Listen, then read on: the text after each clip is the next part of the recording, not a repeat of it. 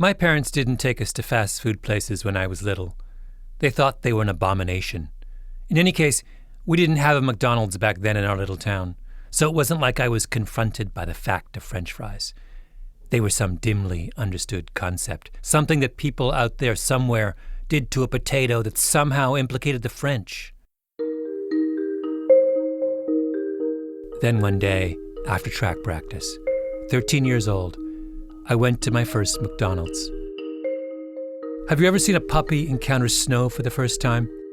He burrows his nose into it with this look of perplexity and sheer delight because he can't understand where this white thing came from that is both fluffy and cold. It was like that for me. A slice of potato, crispy on the outside yet somehow pillowy soft on the inside. Right then and there, I gave my heart to McDonald's. And then McDonald's broke it. My name is Malcolm Gladwell. You're listening to Revisionist History, my podcast about things overlooked and misunderstood. This week, I'm on a mission to understand why McDonald's betrayed me so many years ago.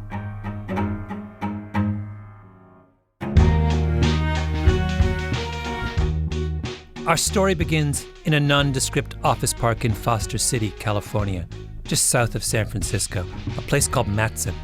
Maybe the top food research and development house in the country, the Los Alamos of food science. I came here to walk back the cat, as they say in the intelligence business, to figure out what happened on July 23, 1990, the day McDonald's changed the recipe of their fries forever and turned their backs on everything I once held dear.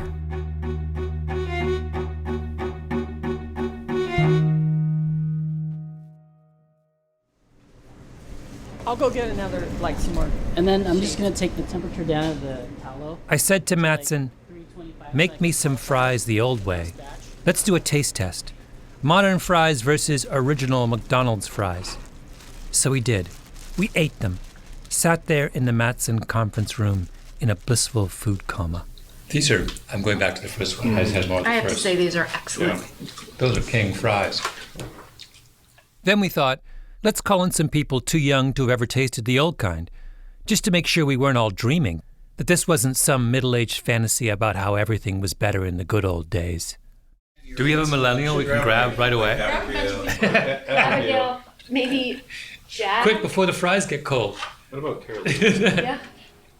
We had the batches of fries in identical baskets, identified only by number, 637, 128, and 75.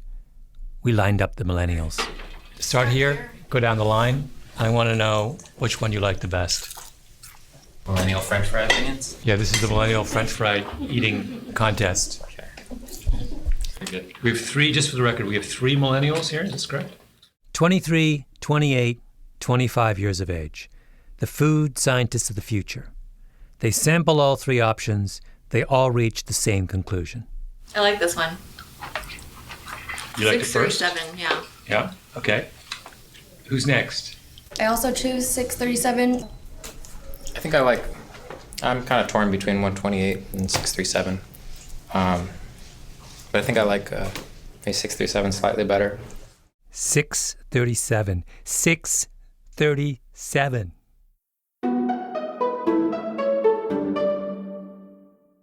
I've had the great opportunity to make a lot of money and do something with it to help people.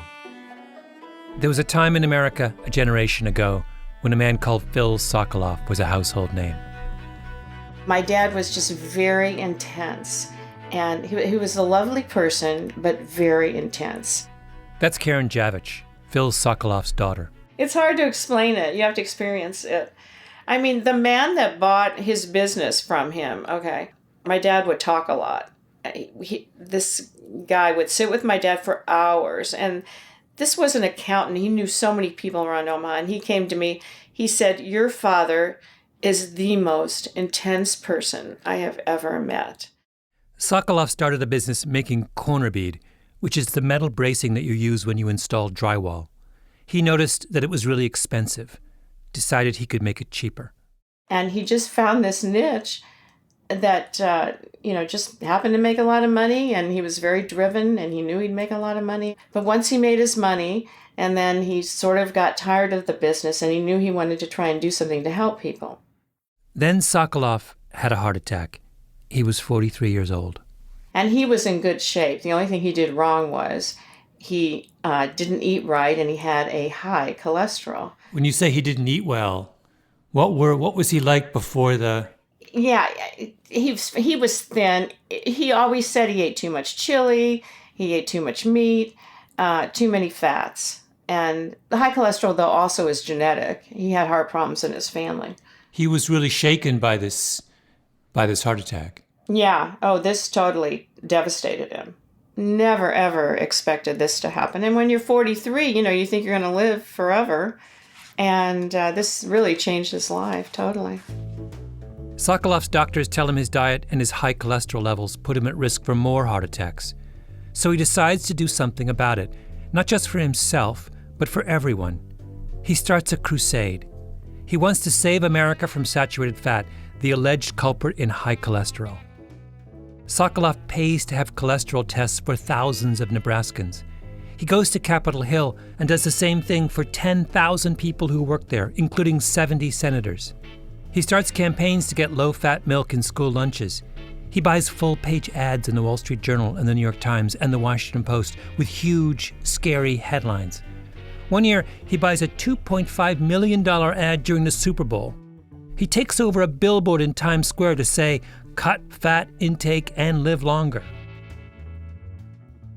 This campaign that he was involved in, he spent an enormous amount of his own money on this. Yeah, he really did.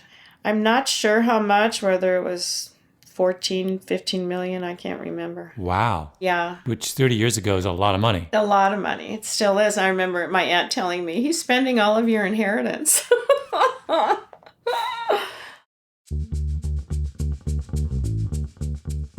Sokoloff was on Phil Donahue, the nightly news.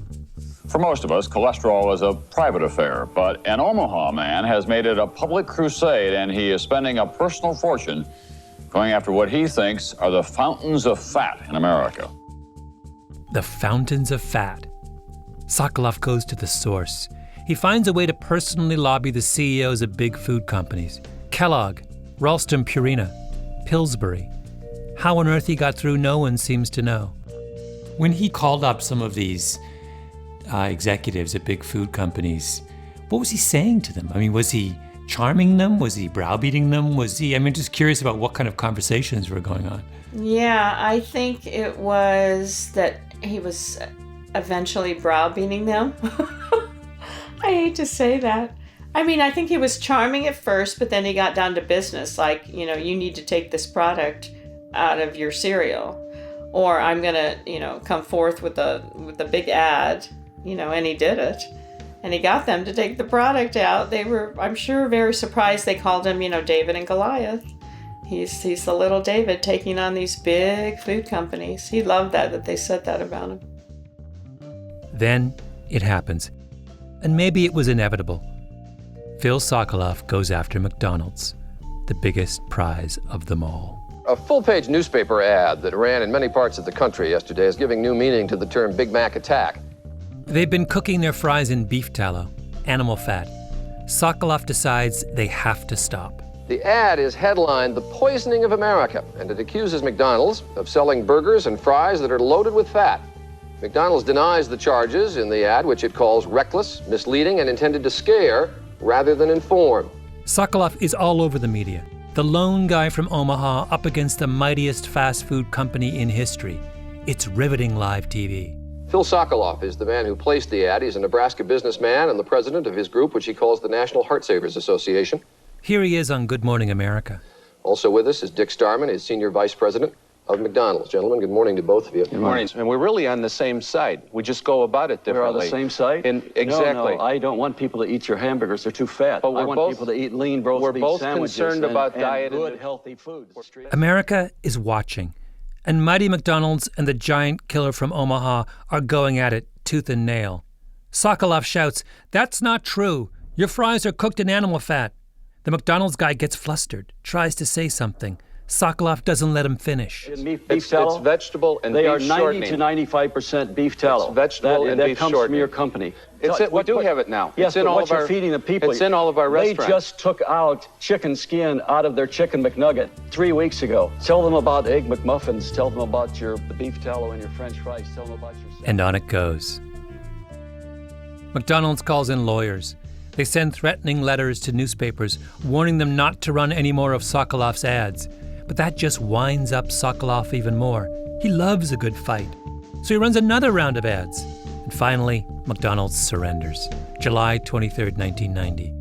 They quietly announce no more beef tallow. Just recently, I got in contact with Dick Starman, the McDonald's executive who went toe-to-toe with Bill Sokoloff on network TV. I wanted to know what happened inside McDonald's headquarters after Sokoloff came at them. Did they have a picture of him with a bullseye on it? How was it that a company making mass-produced milkshakes, hamburgers, and deep-fried potatoes was somehow sensitive to the charge that they were making unhealthy food? That kind of thing. He didn't want to talk. Maybe it's still a sore point after all these years. All we know is McDonald's gave in. They folded, and once they folded, everyone else did too. Wendy's announced they were going with 100% corn oil. Burger King said they would switch to cottonseed and soybean. I look at my dad as being a powerful man. And it was like, whenever I was with him, it was like I knew nothing bad would happen to me. He was just like, kept me safe. You know, I think girls tend to think that about their dads anyway. But he was powerful. Because this has consequences for all of us, I feel I have to go back to the beginning. It all starts with a man named Ray Kroc. He made his living selling the 5-spindle multi-mixer milkshake machine out of Chicago. And in 1954, he began hearing about a hamburger stand in San Bernardino, California. This particular restaurant, he was told, had no fewer than 8 of his machines in operation, meaning that it could make 40 milkshakes simultaneously. He couldn't believe that. He flew from Chicago to Los Angeles and drove to San Bernardino, 60 miles away, and sat in his car and just watched one happy customer after another drive up. He goes up to a blonde in a yellow convertible and says, "How often do you come here?" And she says, "Anytime I'm in the neighborhood." He realizes people are addicted. The next morning, he goes back and sits inside the kitchen, watching every move everyone there makes. The griddle man, the food preparer, everything done with military precision. And suddenly he has this vision of restaurants just like this all around the world. So he asks the 2 brothers who owned the place if he could buy their franchise rights. They said yes. Their names, of course, Dick and Mac McDonald. Now, why is Ray Kroc so smitten with McDonald's? Not because of the burger. The burger is fine, but it's not any different from burgers anywhere else. It's because of the fries. Ray Kroc can't believe how good they are. Golden brown, crispy on the outside, light and fluffy on the inside. Let me quote to you from Kroc's autobiography, the crucial passage. "To most people, a French fried potato is a pretty uninspiring object. It's fodder, something to kill time chewing between bites of hamburger and swallows of milkshake. That's your ordinary French fry. The McDonald's French fry was in an entirely different league. They lavished attention on it. I didn't know it then, but one day I would too. The French fry would become almost sacrosanct to me, its preparation a ritual to be followed religiously." The McDonald's brothers used top-quality 8-ounce Idaho russets, peeled, soaked in cold water, then deep-fried in something Kroc would come to call Formula 47, which was a special beef tallow mix. Formula 47 was what's called a hard fat. Butter is a hard fat. Lard, which is pork fat, is a hard fat. Hard fats are saturated fats. From time immemorial, practically every culture in the world has used hard fats for baking and cooking, for good reason. Hard fats are stable. They don't undergo strange chemical changes when they're heated. And they're thick and creamy, not oily and fluid, which makes a big difference. You put butter on a slice of bread, it stays nice and thick on the surface. You put vegetable oil on bread, and the next thing you know, your nice firm slices turn to mush. When Nabisco took saturated fat out of the creamy middle of the Oreo cookie, the R&D was like the Apollo space program. The greatest minds in food engineering had to sit down and try and figure out how to keep the white part from turning into a slippery, oily mess. When Ray Kroc said that the French fry was sacrosanct to him, what he meant was that every element of its preparation was chosen for a reason. Chosen because it made for the optimal French fry experience. Kroc has a line in his autobiography where he talks about how the McDonald's brothers taught him never to cook French fries in fat that had been previously used to cook anything else, like fried chicken. Any restaurant will deny it, he writes, but almost all of them do it. But Kroc, he listened. And right from the beginning, he put his foot down. There would be no cross-contamination of the McDonald's cooking oil.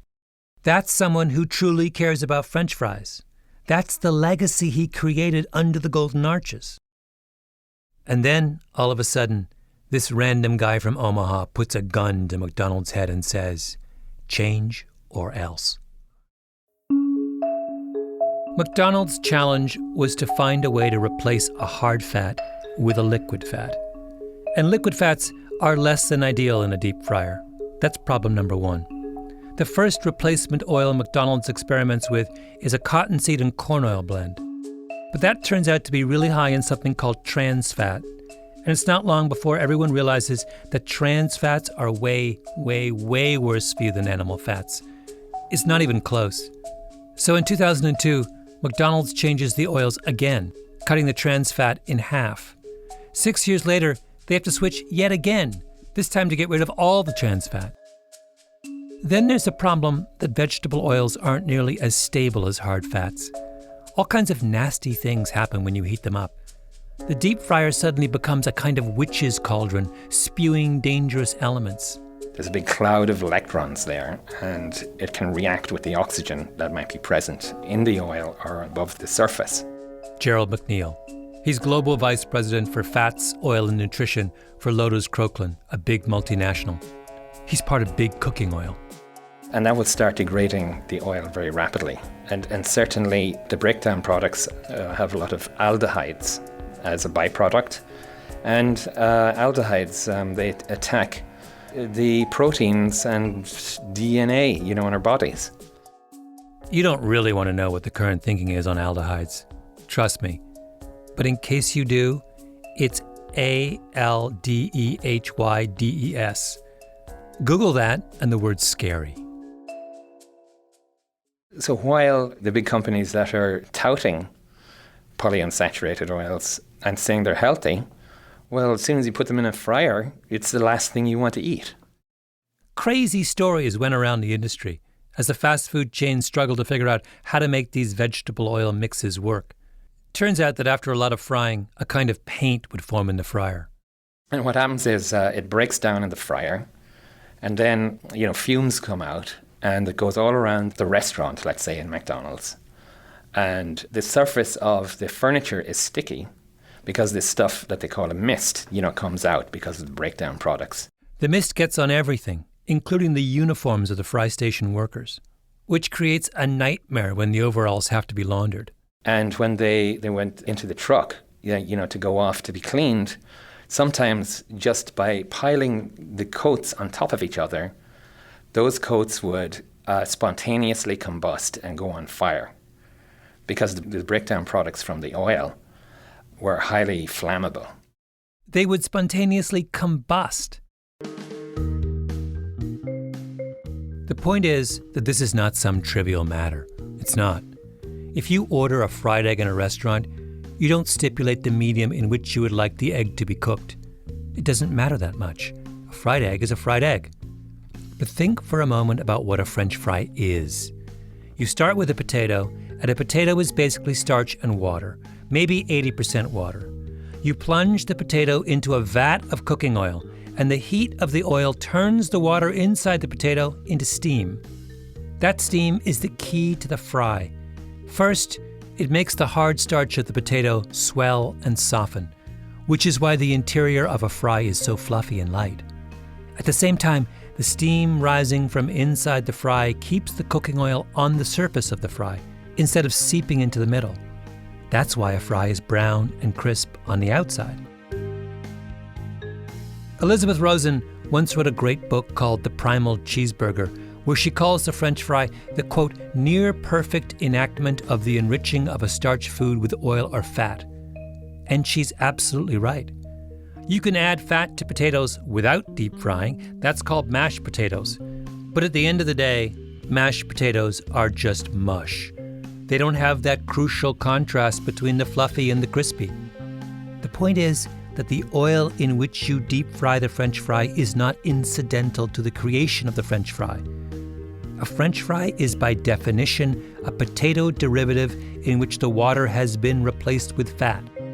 The fat is as much a constituent of the French fry as the potato. So when you change the oil in a French fry from hard to liquid fat, from saturated to unsaturated, you change the French fry. In 1990, McDonald's started serving us a different product. That's why I had to go to the food scientists at Matson. So we're here in what we call the Matson Food Lab, and we are getting ready to fry some French fries. And so we have a standard... When you walk into Matson, you think you're at an accounting firm. There's a lot of beige carpeting in a big, bland conference room. Then you go down the corridor and you see lots of people in white coats. You turn a corner and start to smell all kinds of strange things. All of a sudden, you're in a big kitchen with lots of little beakers and weapons-grade appliances. On the day I was there, they were testing some plant-based milk prototypes. They had them all out on the counter in little cups. I got to sample them. There was one in particular with a nut flavor that was kind of fantastic. Par-fried and non-par-fried. Yeah, and then beef tallow. Matson agreed to stage a taste test for me. They would get a batch of frozen fries from the same suppliers that the fast food chains use, and they would cook them in vegetable oil just how they cooked them in a McDonald's. They would also do a pre-1990 French fry, cooked in something as close as they can find to Formula 47. So I would get a chance to compare the contemporary French fry with something no McDonald's customer has tasted in a generation. So we have a standard food service 2-bay fryer. Do you know what temperature we're frying at, by the way? 360, 350. And what we've done in advance of you coming here is we've filled the bins with oil or tallow. That's Barb Stuckey, co-president of Matson. I met her years ago when Matson was running a contest to create the world's healthiest cookie. Stuckey's short, blonde hair, high energy. If she were a basketball player, they would say she's got a motor. Where did you get your tallow? And how did you choose your tallow? Very good question. We're going to taste some because we chose it because of the flavor. We wanted to kind of go back in time with you, so we tried to find the tallow that we thought had the beefiest flavor, which would be probably the closest thing to what McDonald's started with. So I sent Paulo to the local Mexican market right up the street, and we found a tallow there that has a really nice, rich, beefy flavor. Paulo is Paulo Beltran, who's going to be one of our fry chefs, along with another Matson specialist, Kathy Westphal. The fourth person in the room is Justin Shimmick, who runs the company along with Stuckey. We've gone old school with our tallow. Very old school, exactly. The plan is to use pre-frozen russet Burbank potatoes. They're a little lower in water content than other potato varieties, 77 to 80% water, which is a defense against sogginess. 3 batches. 1 batch fried twice in vegetable oils, just like the fries you get in McDonald's today. The second batch, a mix, fried once in vegetable oil, then a second time in beef tallow. And the third batch, old school, fried both times in beef tallow. The fries I tasted at 13, the ones that blew my mind. The first fry was 3 minutes. The first fry was 3 minutes. Yeah. It's hard to describe what the Matsonites are like. In one sense, they're foodies, although that word suggests a kind of sybaritic, slightly decadent approach to food, smacking their lips and tucking into something fantastic, and telling you about that time they had barbecue in Kazakhstan that was out of this world. That's not how the Matsonites talk about food. They're dispassionate, objective, oddly specific. When Stucky, Shimmick, and I retreated back to the conference room to wait for the French fry samples to be cooked, Stucky started talking about a restaurant she'd just eaten at. So I had a tomato soup last night that had rosemary in it, and the rosemary was so high, it tasted like a Christmas tree, the soup. And I couldn't eat it. And all I could think was, if we were in the lab at the bench top, all of my colleagues would have caught this, that the rosemary's too high. Wait, who you having dinner with? Friends. Oh, friends. Yeah. Did any of them have the tomato soup? Yes. And did they think the rosemary was too high? I don't think so. It's just like... The rosemary was so high that it tasted like a Christmas tree. Like a Christmas tree. That's so great. We weren't sitting for more than a few minutes when the door to the conference room opened. All right. Ooh, wow, look at this. Here we are. This is major excitement. The Matson chefs had the batches in identical metal mesh baskets. Each was identified only by number: 75, 128, 637. The taste test was blinded. We had no idea which fry was which. Okay. All right, I'm going to start with the... So 637. Ooh. As a sensory professional, we're not supposed to give anything away or say anything. I have a hard time doing this. I'm sorry, that's amazing. You're a bad sensory professional. How is that not great? The baskets of fries were on the conference table in front of me. Everyone else had gathered around. These were people who make and consume some of the world's most exotic prepared foods for a living. You'd think they would be jaded, but they weren't. They were on it.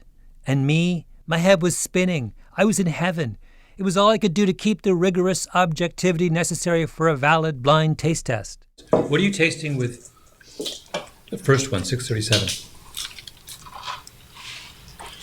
Texture on 637 is shatteringly crisp. It's amazing. Perfect French fry texture. It's loud. Yes. As you chew it, it's crunchy. Crisp, but there's no hole in the middle, and it's nice and fluffy in the middle. They're like perfect French fries. And they have a lot of flavor. All right, 75. How do you feel at 75, number 2? Nobody was interested in 75. They were oily, not crispy, almost sodden. Bland.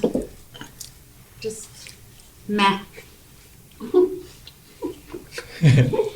All right, next one.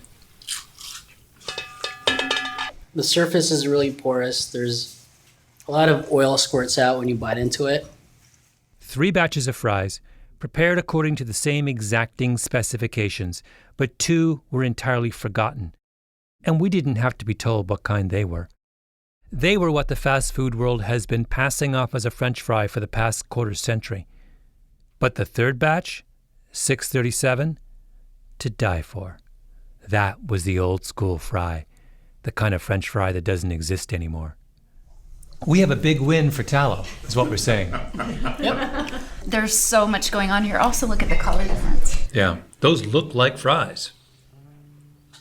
My heart is full of sadness again to think about how many millions and millions and millions of people around the world have never tasted that.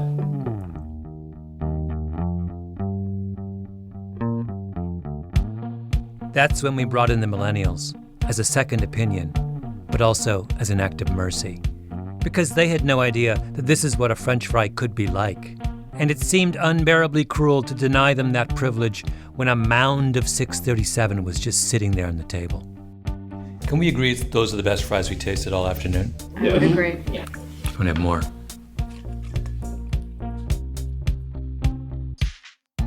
Now, do I hate Phil Sokoloff? I've thought a lot about this in the intervening years, and I've come to realize that I don't hate him for killing Formula 47. He could have bought a yacht and a big house in a gated community in Florida and played golf. And you know how I feel about golf. Instead, he took on McDonald's in an attempt to make the world a healthier, better place. My hat is off to him. It's really McDonald's that I blame. They were custodians of a French fry legacy. The fry was sacrosanct. Their own founder said so. And what did they do? They rolled over. Sold out their own heritage, as if how a French fry tastes was suddenly a secondary consideration. That's crazy. The only reason there was an argument about fries in the first place is that millions of people thought they were delicious. So what do? We made them not delicious. Wait a minute, I'm not done. It's worse than that. The original fries were sold in just one size, 2.4 ounces. You don't need any more fries than that. But nowadays, what's the large serving of fries at McDonald's? 5.9 ounces. More than twice as big as it used to be. So we've gone from the McDonald's brothers' original product, which gave us a modest amount of something sublime, to a large amount of something that tastes like cardboard. I remember going to McDonald's and having some French fries and going, oh, these don't taste as good because my dad had them changed the way they were made. But I think that's absolutely incredible that he did that. You know, he was made to do something huge. And, you know, he did. He was amazing. Yeah. What did he say? You said that he got McDonald's to change the way they made fries, and the fries didn't taste as good. What did he say when you said that to him? Did you ever say that to him? Yeah, he just laughed. He agreed. And he laughed. I mean, he did have a good sense of humor. I'm not surprised Phil Sokoloff wasn't interested in the sensual aspects of the French fry. Of course not. He was a zealot, a man shaken by his brush with death. He nibbled on vegetables and maybe an occasional turkey sandwich. He saw his job as getting all of us to think about the nutritional consequences of what we put in our mouths. And for that, I think, we are in his debt. But McDonald's should have stood up and pointed out what is lost when we define food so narrowly. The world's a bleak place when there's no room for pleasure. You know what one of the Matson millennials said after she had tasted a tallow fry for the first time? Thank you. Thank you for the delicious fries.